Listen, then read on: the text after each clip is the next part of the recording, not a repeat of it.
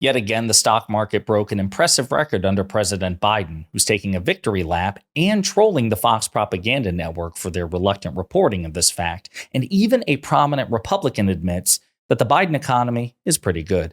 But before we unpack all that, if you end up liking this video and you want to support the channel, please be sure to hit the like, subscribe, and alert bell before you go. I'd greatly appreciate it.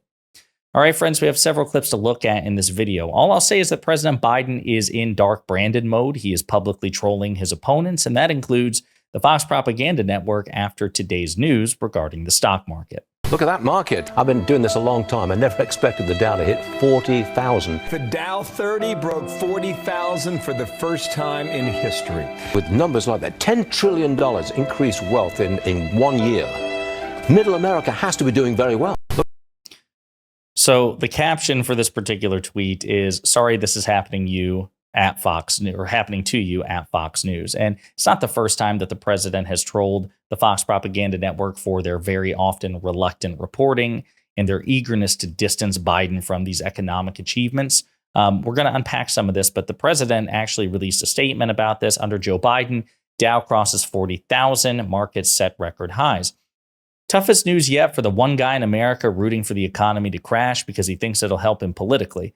Donald Trump promised the stock market would crash if Joe Biden was elected. Instead, Joe Biden has broken economic records across the board, from record small business growth to historically low unemployment, and now a new high for the Dow, strengthening Americans' retirement plans. Now the choice is clear. Either President Biden continues to deliver an economy that works for working families, or we give the keys back to Donald Trump, who tanked the economy and left a mess for President Biden to clean up and get America back on track. If Trump returns to power, he will tilt our economy to benefit the uber wealthy, cut Social Security and Medicare, and leave working families behind, just like he did before he lost to Joe Biden. Again, folks, I love this aggressive rhetoric from President Biden. Again, setting the stage right now. I mean, Biden is at a colossal disadvantage with respect to polling on the economy, as Democrats often are. Republicans have spent decades convincing the American people that the economy works better when they're in power, even though the data show the opposite, right? 10 of the last 11 recessions began under Republican administrations. And real GDP growth tends to be better under Democrats. Unemployment tends to be better under Democrats, et cetera, and so forth. But facts only take you so far, and facts never speak for themselves. You actually have to make a persuasive case, and this is where Democrats really struggle. So good for Joe Biden and his surrogates, and they need to ruthlessly, relentlessly, not just, with this one, statement. It's good, but they need to now actually speak the statement, not just write it down, go in front of every camera in America that they possibly can and make the case. I will point out, it is funny, when Donald Trump debated then candidate Biden back in 2020. This is what he said. So the stock market will boom if I'm elected. If he's elected, the stock market will crash.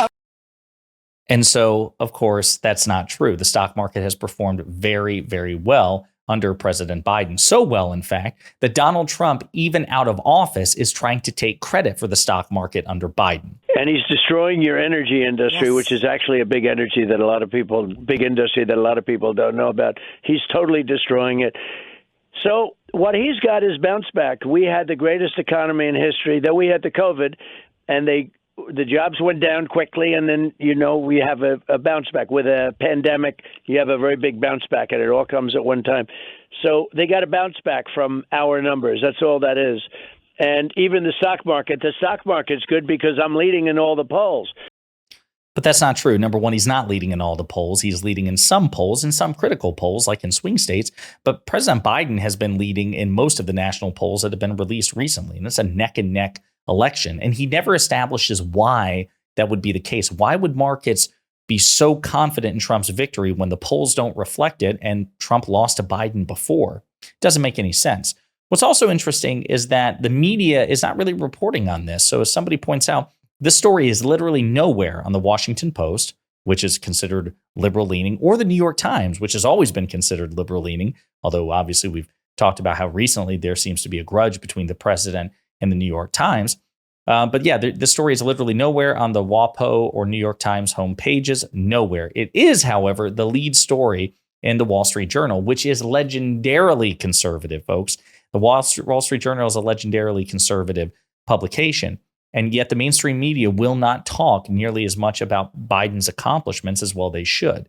You know who is talking about how good the economy is, relatively speaking? Mitt Romney, a Republican senator, a guy who has opposed President Biden. He is admitting that the Biden economy is pretty good.